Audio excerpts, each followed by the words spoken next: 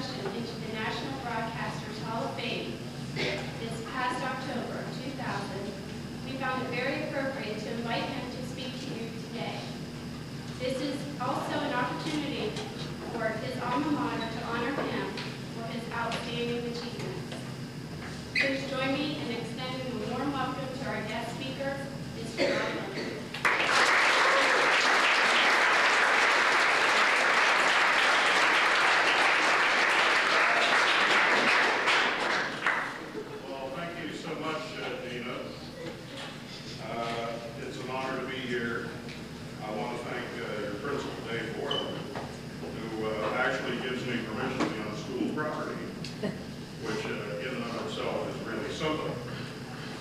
I'd like to thank, of course, you, the students of Rosecrans, for giving me some of your very valuable time. I'd like to do a little test here before we get into the old days of Rosecrans. And the test is as follows. This is for the boys only. I'm going to throw out a name. I need just the boys. We'll have something for the girls in a few minutes.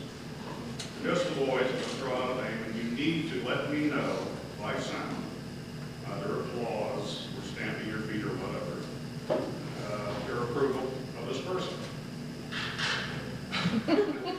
Let's start with Britney Spears.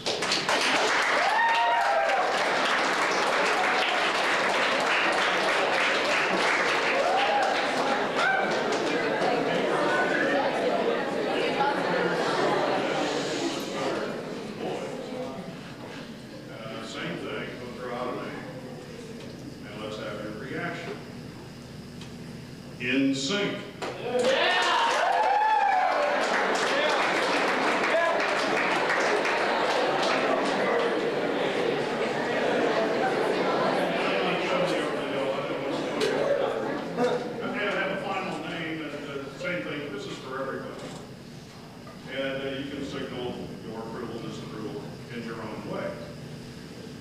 Osama bin Laden.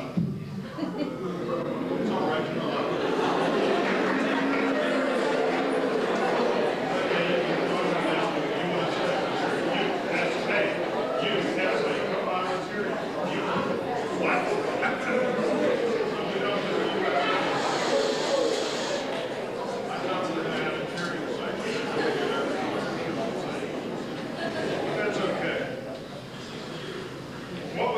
back in Zanesville, Ohio, a half century ago. Well, totally different than it is today, I can tell you that. At one point in time, way back then, you could have asked any Rosecrans student what he or she thought of Rosecrans.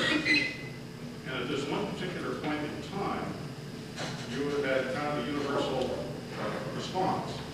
And that response would have been, Rosecrans really stinks.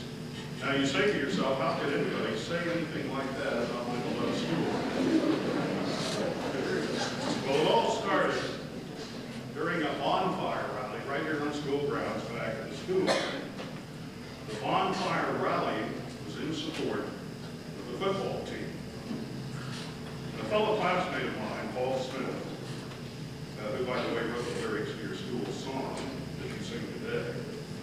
Paul Smith and I found ourselves in possession of a dead groundhog as a result of an earlier hunting expedition. It had been in my father's car in the trunk for about 2 days, becoming a tail around. And we decided to, after the bonfire rally, we were going to take this dead groundhog out and bury it. And then as the bonfire rally progressed, we decided rather than just give this groundhog an ignominious burial in the woods, what we would do is we would put him in a position where all of the other students of Rosecrans could file by and pay their last respects, kind of like a state funeral. So Paul and I forced a window, I hate to tell you this, but we did, in the basement of the old school. We dropped down inside the basement with the groundhog. Went over a couple of coal piles. The school was heated with coal. And we proceeded to the second floor, to a classroom that served not only as a classroom, but also a music room. Now there was this very nice upright piano in the corner of the room. Looked kind of like a coffin, had a lid, very nice wood. So we dropped the groundhog inside the piano. And by the way, he was beginning to swell quite a bit then. We returned to the basement, out through the window, and on through our respective homes. Now there is a time frame here you have to keep in mind. This groundhog had already been dead a couple of days. And now it was Friday evening, all day Saturday, all day Sunday. And then it was time Monday for us all to return to school. Well, the school doors opened at 8 a.m. and the students filed into Rosecrans. And you could tell there was a very deficient smell in Rosecrans High School. Our principal then was Father Hartwick, and you could see that the back of his neck was a bright red. And so he secured some students to go throughout the school and try to sniff out the source of this really bad stench. So these students were going around kind of like ferrets, kind of like weasels, sniffing debris, sniffing cloakrooms, sniffing everywhere. They finally found this upright piano with a dead groundhog, and it had to be removed. A very bad thing, actually, but when you look back on it 50 years ago, it's not so bad. Now, there was an immediate investigation. The usual suspects were rounded up. And Paul Smith and I managed to get away with it. So you can imagine when I got a call from Gina Davis Pellegrino, and she said, "Rod, we want you to come to Zanesville." I thought, Dave Moreland has finally found out who put that dead groundhog in. And now I'm going to have to stay up. I'm going to have to write on the blackboards 500 times. I won't put a dead groundhog in a piano. But actually, it was a nice invitation to spend some time with you and share some of my life experiences. I'd like to take a minute to let you know that I graduated not only from Rosecrans, but I also graduated from the public school here in Zanesville, which was then known as Lash.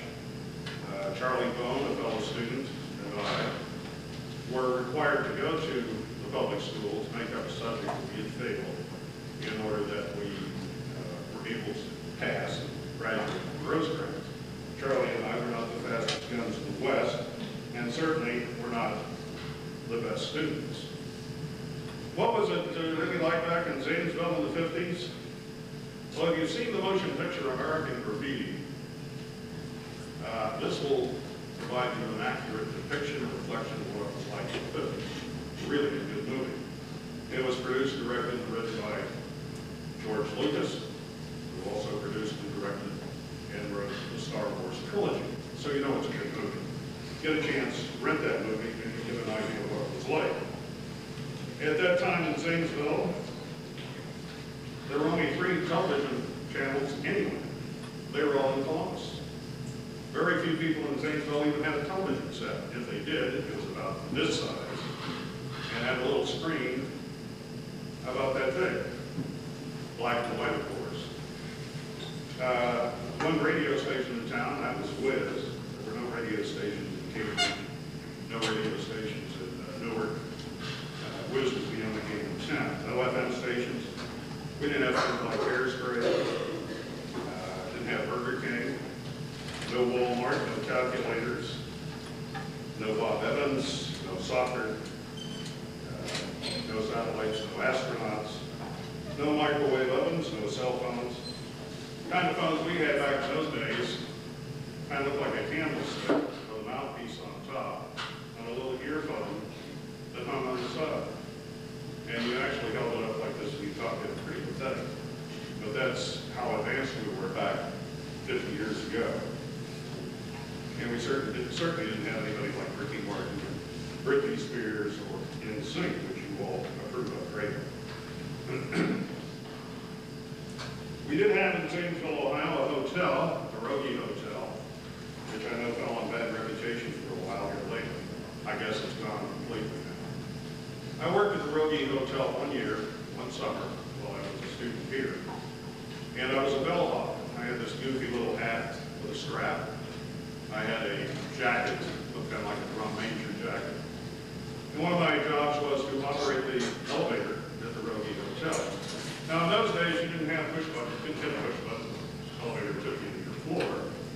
had to operate it manually. It was a drum-like affair on the right-hand side of my duties, and I was to deliver the guests of the Rogie Hotel to various floors.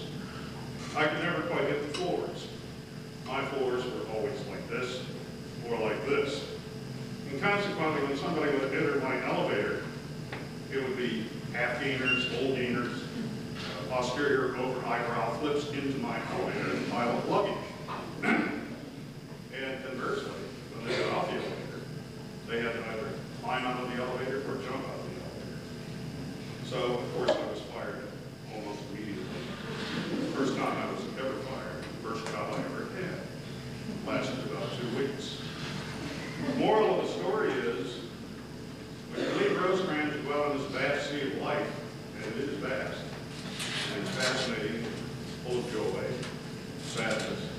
If you ever get fired from a job, don't get depressed, because it's usually a precursor for a much better job.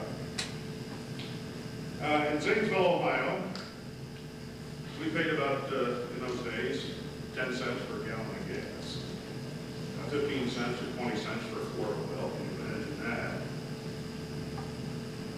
We drove cars with names like Studebaker, Oldsmobile, Hudson, Hornet, whoa, Crosley, I don't know what that means, Crosley and Nash, kind of sounds like a rock group. One of the first Corvettes ever made was driven by a Rosecrans student, Tom Gray. His dad was a wheel right out on Chevrolet. Thus he got one of the first Corvettes ever made at convertible. He was definitely a big man on campus here at Rosecrans, having the only convertible, possibly, in the state of Ohio, maybe even the Midwest. The Zanesville Police Department was kind of a keystone cops affair in those days. And this is true. I raised my hand for this. We had one police officer on that force whose name was Dick Tracy. Can you imagine that?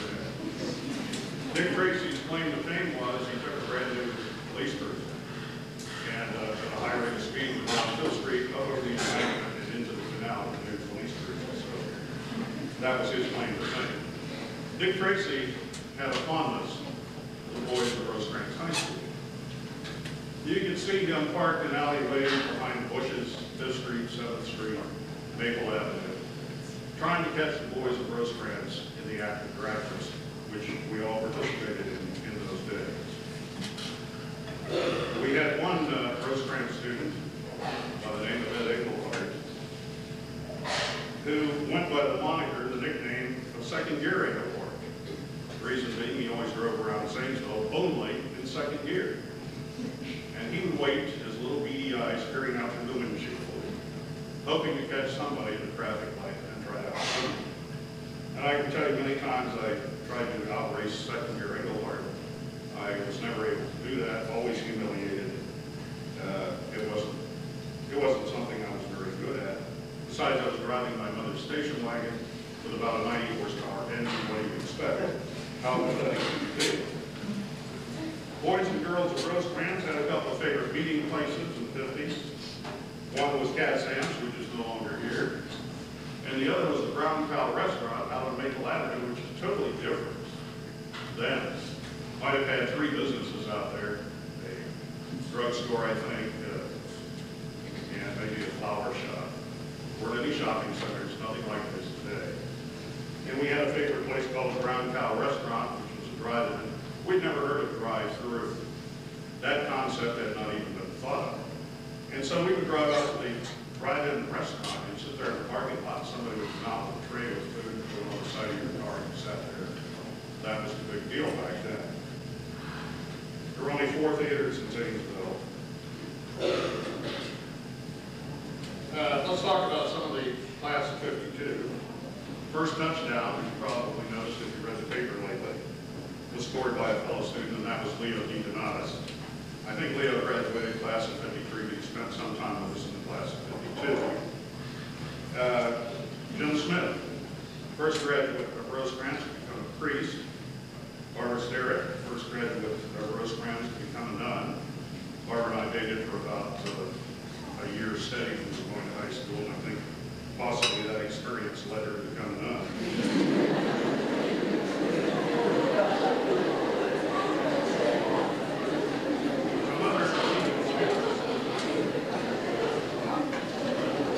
Some other leading students would include Pat Liston, Richard Wayne Barrett, Dr. Davis, Mike Brenning, Juanita Bakers, Chuck Bone, who I mentioned earlier as one of the double graduates, Bob Roll, Bill Durant, Barbara Horwick, many others that we really don't have time to mention here today.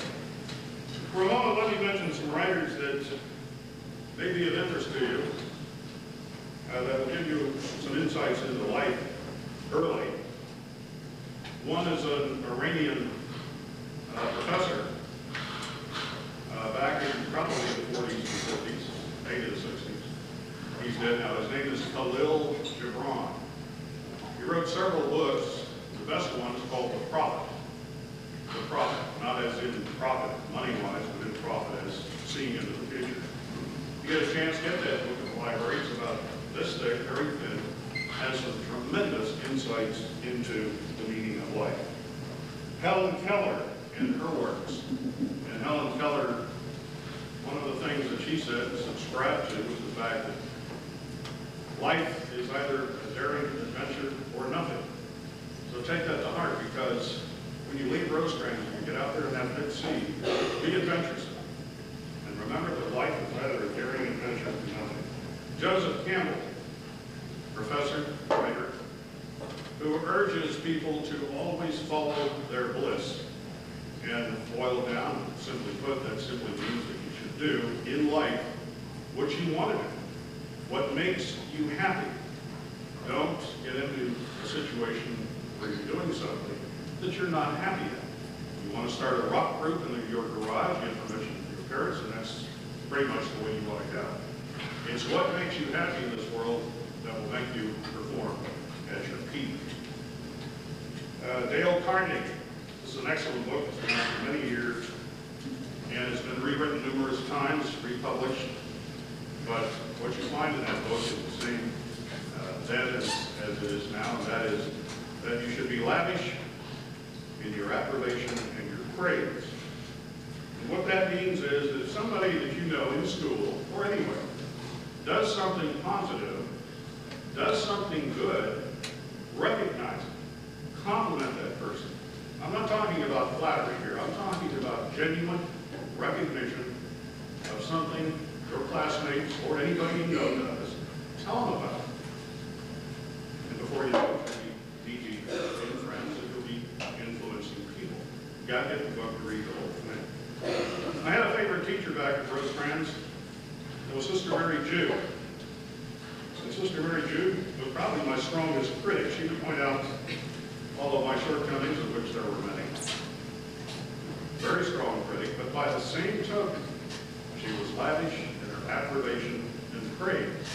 And I found myself trying to please Sister Mary Jude by going that extra step, applying myself a little bit more than I would have had I not had that kind of praise. And it was Sister Mary Jude who gave me, or got me onto the school paper, the Rosecrans Observer. And I learned to write some stories, take some pictures, and do interviews and things of that nature.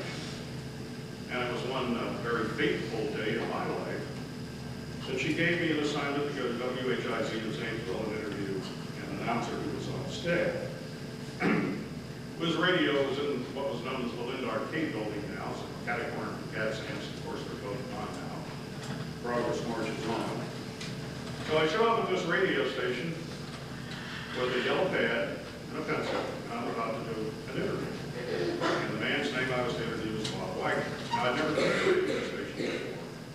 And I walked into the station, and I was mesmerized by it, because there were all these glass studios, there were lights blinking, on-air signs, big control boards with meters and dials, microphones everywhere.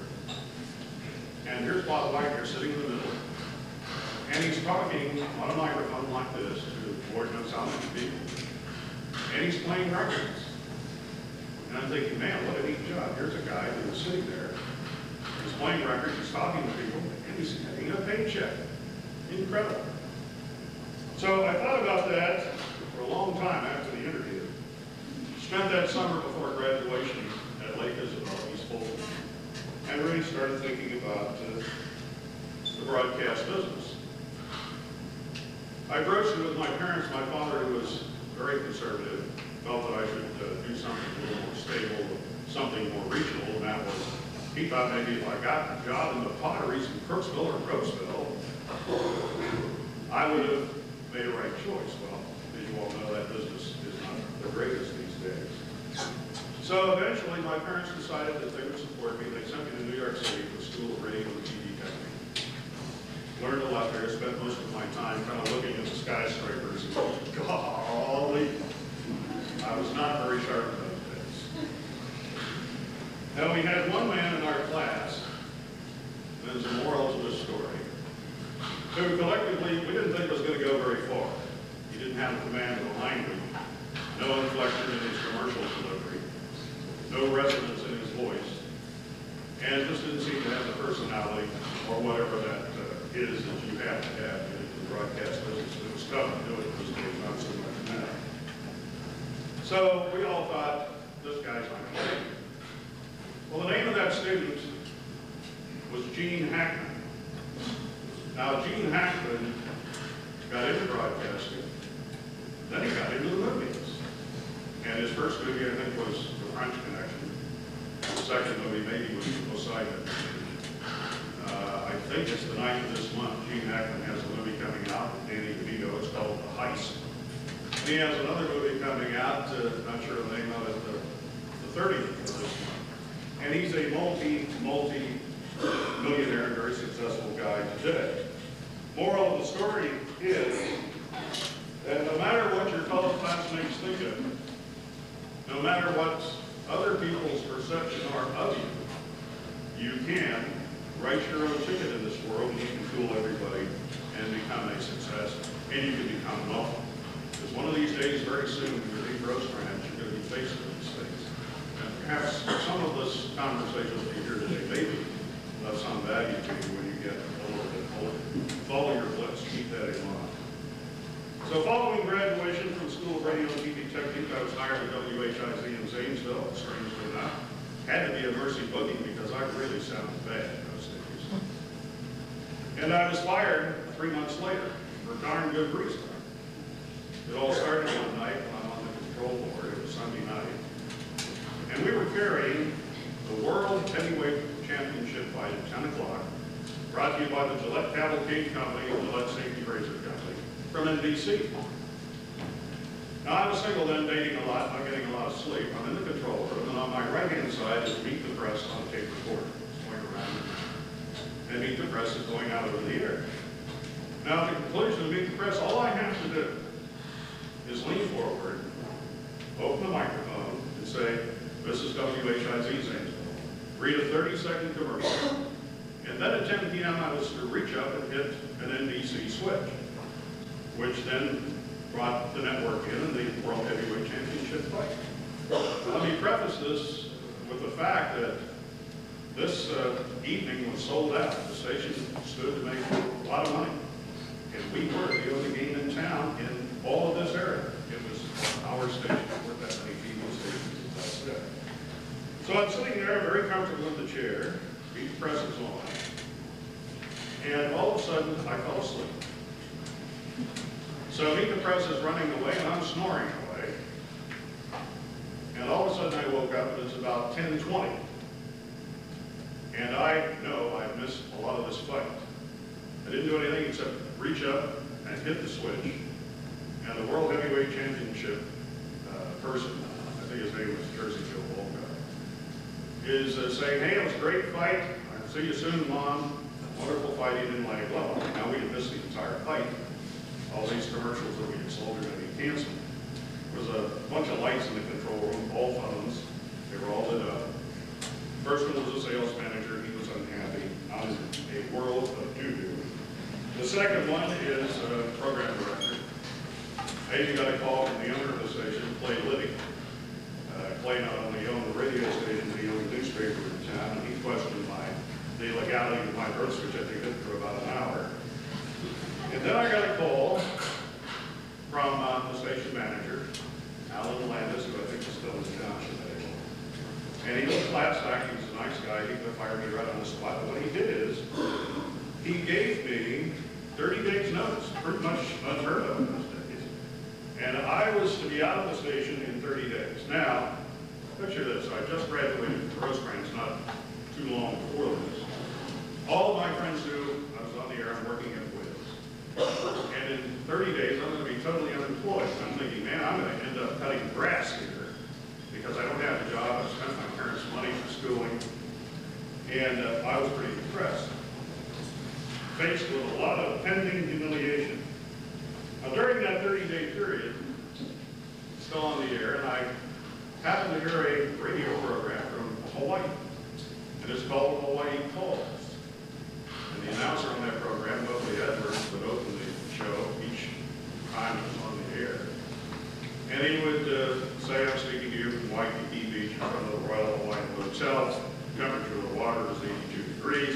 You can hear the sound of the surf, the wonderful Hawaiian music. And I thought, wow, that'd be a great place to live. But I really don't have a chance to go over there. I'm going to be unemployed pretty soon cutting grass. So I took a long shot. Very important in life to take a long shot. And I sent a letter of resume, an application, and an audition tape. And the very day before I was to leave Wiz and be totally unemployed, I got the job in Hawaii. So now, here I am. I got New York under my belt. Now I'm going to the beautiful Hawaiian Islands, and I'm really pumped. The first assignment I got in the Hawaiian Islands on this radio station, KMBI, was play-by-play sports. And I'd done it before, and I didn't think I'd have any problems at all. So I got to the stadium for broadcast, and I hadn't counted on the names I was going to run into. And as you all know, play-by-play broadcasting is extremely a fast narrative. Really got to talk fast. And I'm running into names like Haumani Kahaliwa, Mai Poikino Oinao, Seiichi Fukagawa. These are the names I've got to do play-by-play basketball. And I can tell you, I really butchered that first program. It's a wonder I didn't get shipped off back to the mainland. My pals in Hawaii were Filipino, Portuguese, Tahitian, Chinese, Hawaiian, mixtures thereof. Major event that took place on Maui was the launch of the Russian Sputnik. And I can remember lying on the beach at the beautiful sand beaches of Kihei and Maui, looking up at the sky at night. And you could actually see, because the atmosphere is very clear, you could actually see the satellite coming over in a low trajectory over Hawaii. And see the little light blinking up. Mind-boggling experience. Here we are, humankind is in space. Of course, those days you never dreamed that we would be doing the things that we're doing today. Remember this, what you think is impossible today, you'll probably be doing tomorrow. Some people in this room may even end up on the moon, who knows? Well, I began saving a few dollars there, and I tell this next story for a reason, because it has to do with Zanesville.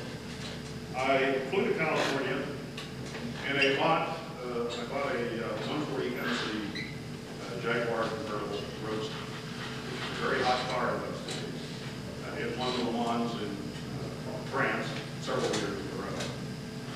And eventually I left Hawaii. As I say, I'm telling the story for a reason. I shipped the car back to California, and I took the job at WING in Dayton as their news director for that outlet. So I shipped the car back, and the first weekend I got off at WING, I got that Jaguar all shined up, cleaned the wire wheels with a toothbrush. I got on my Hollywood wraparound, totally happy sunglasses, and I drove back to Zanesville. Now, who do you think I was looking for when I came back to Zanesville? Second gear Engelhard. So I could for once, maybe beat him in the race. Unfortunately, I never saw him again, and that was the end of that episode. Sometime later, at the Wing in Dayton, I got a story across my desk about a woman who had been convicted of murder. She was scheduled to die in the Ohio electric chair. She would have been the first woman to ever be executed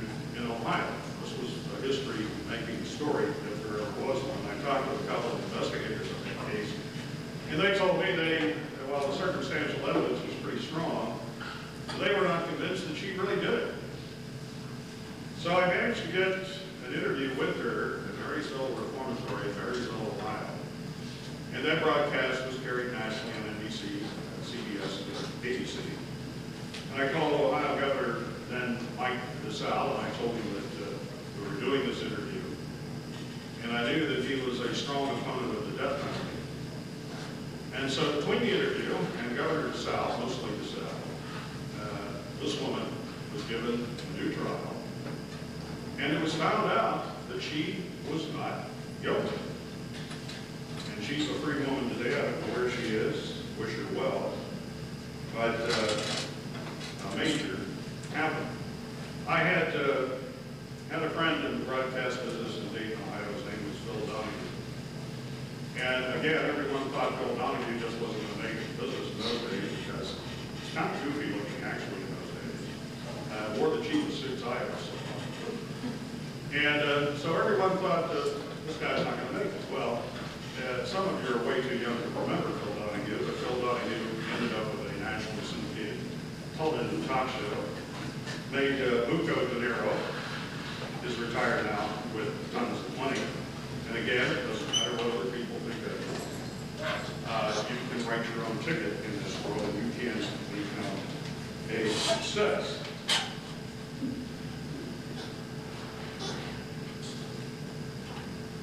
In Dayton, Ohio, I have an opportunity, and I would urge any of you to do this if you get a chance. I had an opportunity to join a group of young guys, and we formed Ohio's first skydiving club. And it was the most terrifying experience of my life. I was absolutely total dread of ever jumping out of an airplane. But I did it anyway. And let me tell you, if anyone in this room, in fact, go home after our little session today, walk in the house and ask Dad and Mom if they would like to join you with parachute jump. But it's a wonderful experience, and when you become more of an adult or with parents' permission, you should try this because you will end up with a tremendous feeling of absolute invincibility, and it lasts a long time, for years, especially the more you do it. And things on the ground don't seem that important, and you're able to overcome a lot of fears that you have because you just overcame one of the biggest fears there is, and that's jumping out of an airplane. So try it, you may like it. Now, your principal, Dave Norman, plans on making a jump at Zanesville Municipal Airport this weekend. And I need to know by your applause, how many of you here are willing to pack Mr. Moreland's parachute?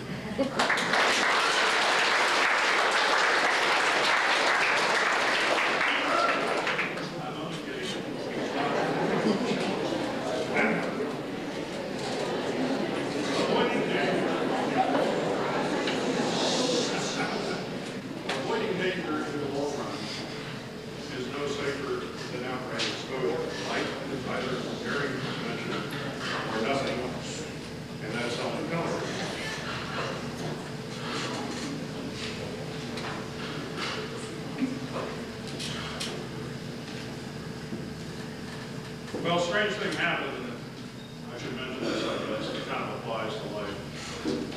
One day after many jumps at the CGM Green County Airport, I walked out with my complete rig on and kind of looked at the plane, got a very strange feeling, kind of really major insecure feeling, and I decided I was never going to jump again, I'll be equipment off, never return. So in life, you got to know when to fold them and when to hold them. And if you have gut instincts, generally, they're always correct. Well, following that death row broadcast, I was offered a position as news director at WSAI in Cincinnati. And the civil rights movement was underway then in the 60s. Vietnam War was raging. It was a really major historical moment in time.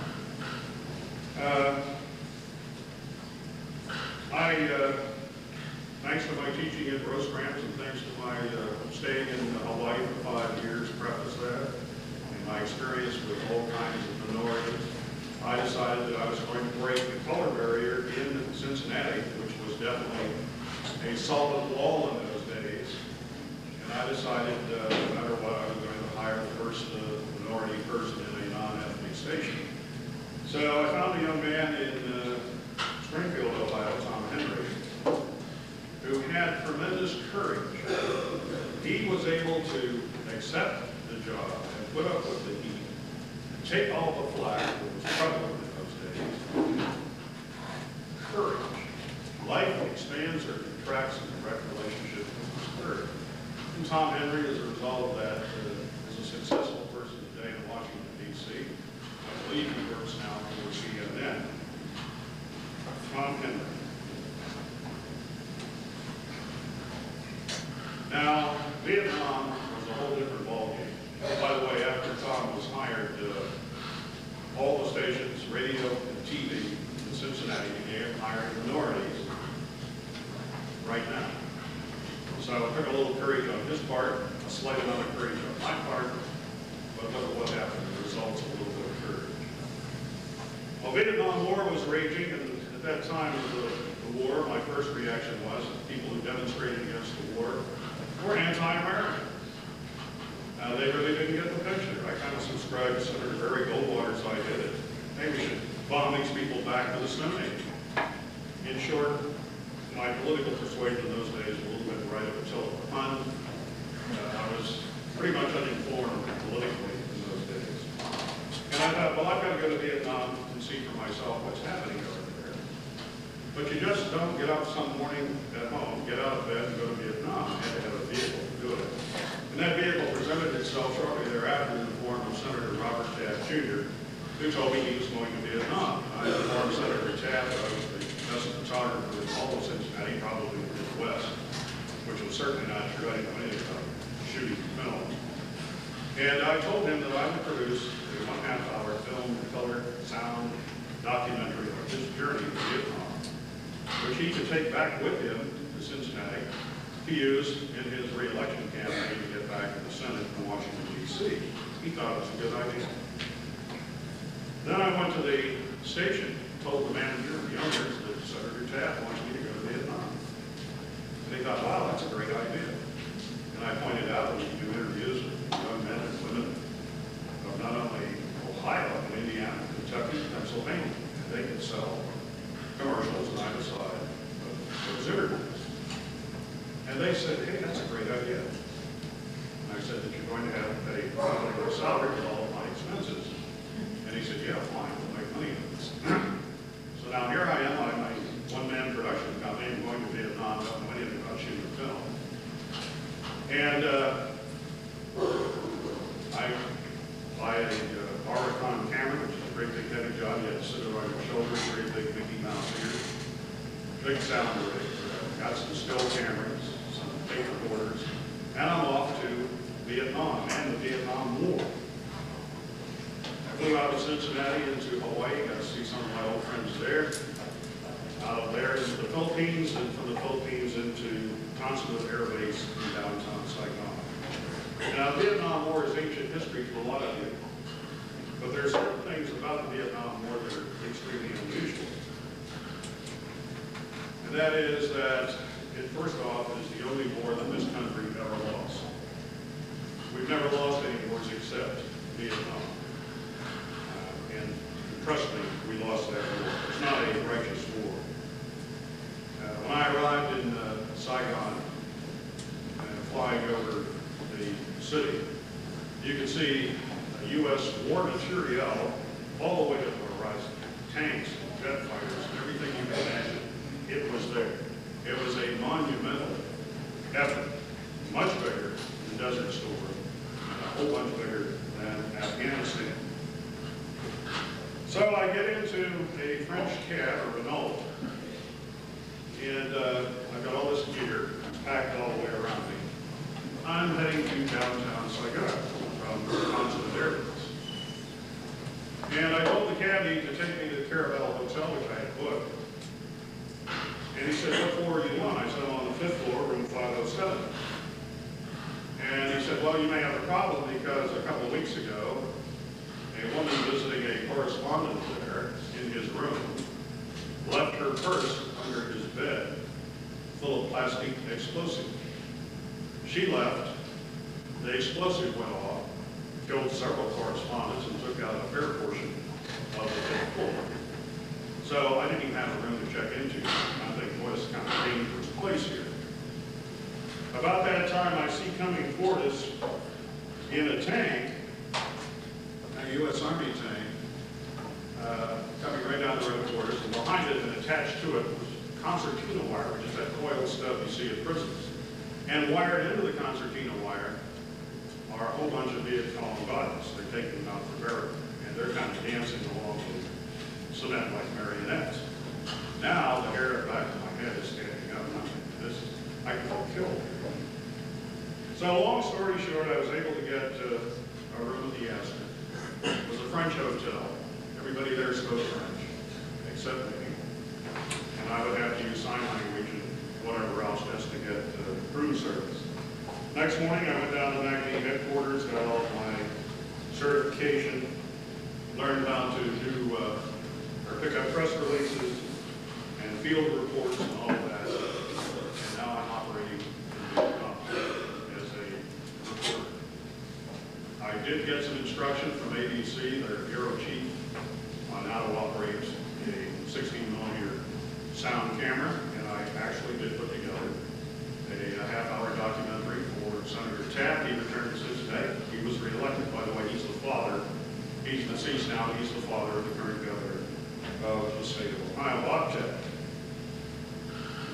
Now, one thing happened to me in Vietnam. I'm going to bore you with a bunch of war stories. And it's hard for me to talk about because Vietnam did have a pronounced effect on me. Really tough. And one day, I was given permission by Marine Commander Lew Wolf to go out to the hospital ship Repose, which was anchored in the South China Sea off the coastline of Da Nang. So I'm in a chopper, and the chopper's full of wounded Americans, men and women. They're going out to the Repose for treatment. I'm going out to do a report. And the chopper lands on the deck of the Repose, which is a large ship, probably 2 or 3 football fields long. And I went inside this hospital ship, and it was level after level, tier after tier, room after room, of nothing but young men and women, some of them your age, who were not just wounded, they were badly wounded. Some of them had one leg, some with no legs, and some with no arms and legs. Parts of their bodies gone, parts of their face gone. It was a hellish experience. So don't let anybody ever suggest to you that war is something that's gung-ho and glamorous and the like. It certainly is not. In fact, it's awful. And then when I flew off the Repose back to Da Nang, I'm surrounded by body bags of young Americans, men and women, who are never going to come home. And in fact, 58,000 U.S. men and women never got to leave Vietnam, except in a body bag. And that's, I guess, pretty much the population of Zanesville, Ohio. Well, after Vietnam, and eventually I did return home, it was a tough experience for me. And as I say, a lot of things that I saw there that just absolutely wreck a person. I took a year off from broadcasting, got a cheap farm down in Morgan County, Ohio, near Malta. Got a couple of $100 horses, did some horseback riding. And I just laid down, didn't do a thing. Took a year off just to recover from those experiences that I had in Vietnam. Now remember, life is either a daring adventure or nothing. And so I got a call from some friends in Cincinnati, and they were talking about forming the Jet Travel Club.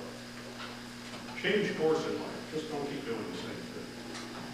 And I didn't know anything about jet travel clubs and travel business in general. But I thought, well, hey, we'll try. So I went into partnership with a man in Cincinnati that is even cheaper than I am. And the first thing we had to do is we had to get an airplane for us.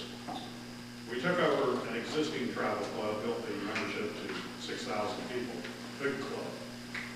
And we finally found the plane we could afford. It was owned by Taiwan. It was for sale. It was formerly a Cathay Pacific. And it was one ugly bird. I mean, it had rust, and I mean, it was in bad shape. Cosmetically.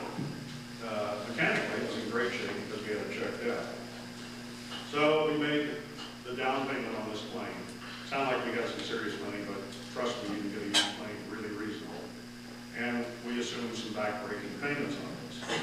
Now, once we hired the crew, the pilot, Ernie Dodge, a co-pilot, Ernie I think was about 40, co-pilot was maybe 19 or 20, and then we had an engineer who was pushing 80. I mean, he was old.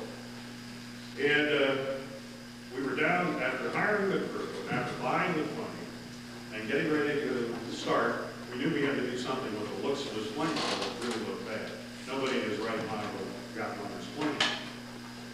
And we didn't have very much money. All we had was enough to paint one side of this plane. And of course, what side did we paint? We painted the side the passengers got off. So when they would come out, it looked like a brand new plane. If anybody would have ever gone around the other side, they would have never gotten on the plane. One night, I got a call from my daughter who was on a getaway trip in the Bahama Islands. And she said, "Daddy, you won't believe what happened." And I thought, oh man, a wheel fell off or something. And we've got 117 people. This plane held 117 people. In the Bahamas, how are we going to get them back? And, kind of really going off. She says, no, nothing wrong with the plane. Well, what's wrong? She said, the engineer died. But, oh man, because we can't fly this plane without an engineer. And I said, well, how many people know this? She said, well, just me, the pilot, the co-pilot, and our operations guy. I said, well, where is he? He's still in his seat in the cockpit. I said, okay, well, don't tell anybody. Close the door. I'll call you back. So now I called my partner, who was actually cheaper than I am. And I explained what had happened. And we were looking at having to fly an engineer down to Bahamas, very expensive, putting him up in a hotel, very expensive. And then we had to make arrangements to bring the engineer back.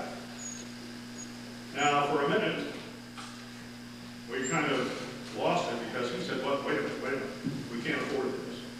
Here's what we'll do. He said, we will saran wrap the engineer. We'll just wrap him with saran wrap. We won't tell anybody, and we'll say when we get back, he died en route coming back. I said, man, we can't do that.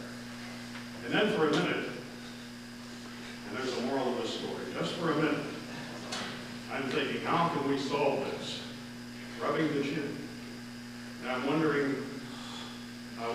if somewhere in the Bahamas, I might buy an upright piano. Now, of course, we didn't do that. It didn't cross my mind. We did the right thing. Yeah, it was bad.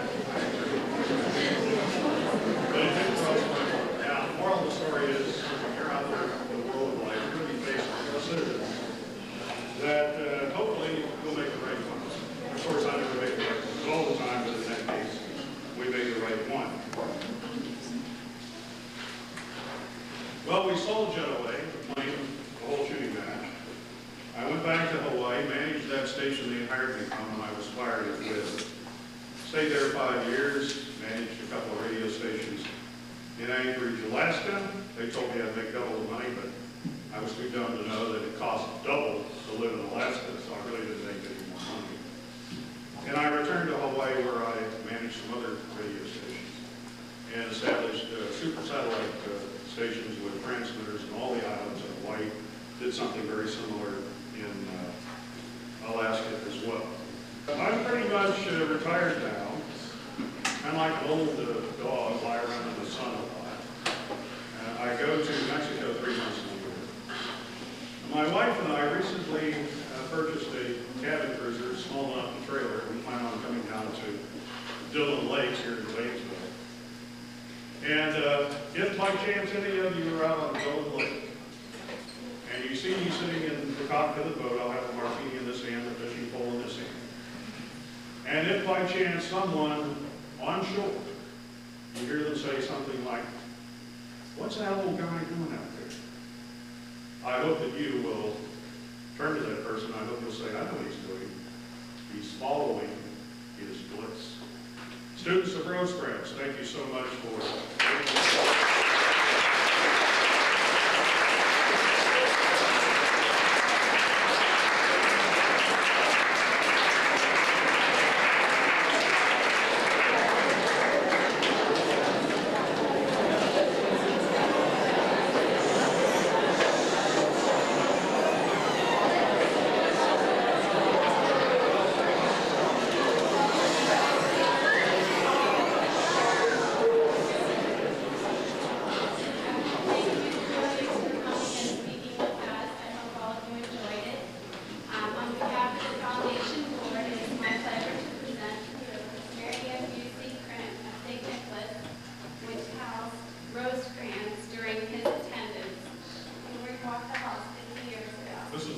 went through for the groundhog.